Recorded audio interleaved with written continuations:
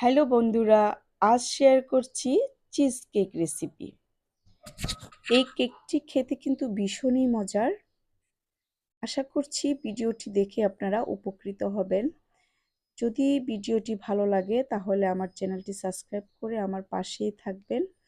চলুন তাহলে ভিডিওটি শুরু করা যাক। আমি এখানে 1 লিটার দুধ জাল করতে বসিয়ে দিয়েছি। 2-3 মিনিট দুধটাকে ফুটিয়ে নিয়েছি। এবার চুলাটা বন্ধ করে দিয়েছি, দিয়ে এতে দিয়ে দিচ্ছি 1 টেবিল চামচ ভিনেগার আর 1 টেবিল চামচ পানি অ্যাড করে মিশিয়ে এতে অ্যাড করে দিয়েছি ছানা কাটার জন্য। আপনি অবশ্যই ভিনেগার ছাড়াও লেবু দিয়েও ছানা কাটতে পারেন, লেবুর রস দিয়েও। আমার ছানাটা তৈরি হয়ে গিয়েছে, এখন আমি এই ছানাটাকে ছেঁকে নিব। ছাঁকনিতে দিয়ে আমি ছেঁকে নিচ্ছি। এবার ঠান্ডা পানি দিয়ে ধুয়ে নিচ্ছি, মানে নর্মাল টেম্পারেচারে থাকা পানি দিয়ে ছানাটাকে ধুয়ে নিচ্ছি যেন ভিনেগারের গন্ধটা চলে যায়। এভাবে 5 মিনিট রেখে দিয়েছি। এবার আমি একটা ব্লেন্ডার জারে ছানাটা নিয়ে নিয়েছি আর এতে অ্যাড করে দিচ্ছি খুব সামান্য পরিমাণে লবণ দিয়ে এবার ব্লেন্ড করে নিব। একদম স্মুথ একটি ক্রিমি টেক্সচার আসা পর্যন্ত ব্লেন্ড করে নিতে হবে। এই যে দেখুন 6-7 মিনিট ব্লেন্ড করে নিয়েছি। একবারে ক্রিমি টেক্সচার চলে এসেছে। একটু খেয়াল করলেই বুঝতে পারবেন। আমি একটি ঝাড়ে ভরে ফ্রিজে নর্মাল চেম্বারে রেখে দিয়েছি আর বিস্কিট নিয়েছি, চকলেট বিস্কিট। যে কোনো ধরনেরই চকলেট বিস্কিট নেওয়া যাবে। একটি ঝাড়ে নিয়ে আমি এগুলো ব্লেন্ড করে নিব।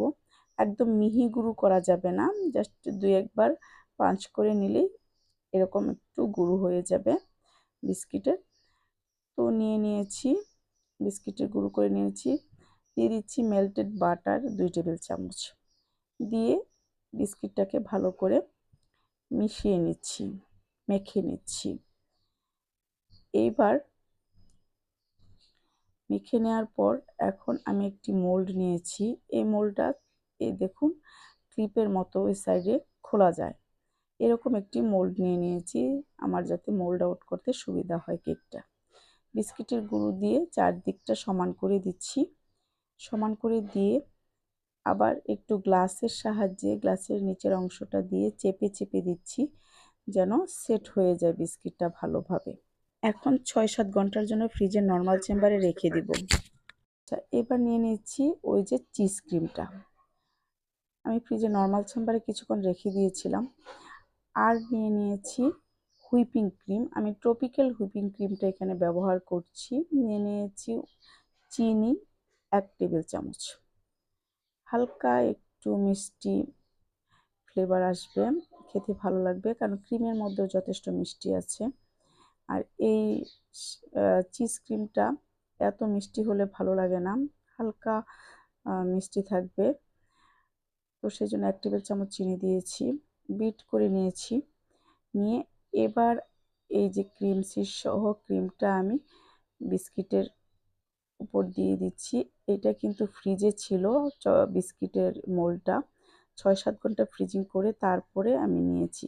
এবার টেপ করে নিচ্ছি। ফ্রিজে রেখে ক্রিমটাকে সেট করে নিয়েছি। এবার চকলেট গানাশ তৈরি করে নিয়েছি। এখানে 100 গ্রাম চকলেট নিয়েছি আর 50 গ্রাম হুইপিং ক্রিম ডাবল বলার পদ্ধতিতে মেল্ট করে নিয়েছি। নিয়ে এই কেকের উপর দিয়ে দিয়েছি। এবার আবারও চকলেট গানাশটা সেট হওয়ার জন্য ফ্রিজের নর্মাল চেম্বারে রেখে দিচ্ছি। এখন বেশি সময় না, আধা ঘন্টার জন্য রেখে দিচ্ছি। আধা ঘন্টা পর আমি কেকটাকে বের করে নিয়েছি। একদম কেকটা সেট হয়ে গিয়েছে। এবার আমি মোল্ড আউট করে নিচ্ছি। মোল্ড আউট করে নিয়েছি। তো এবার কেটে শেয়ার করছি। দেখুন কতটা ইয়ামি হয়েছে। কেকটা খেতে ভীষণ মজার ছিল।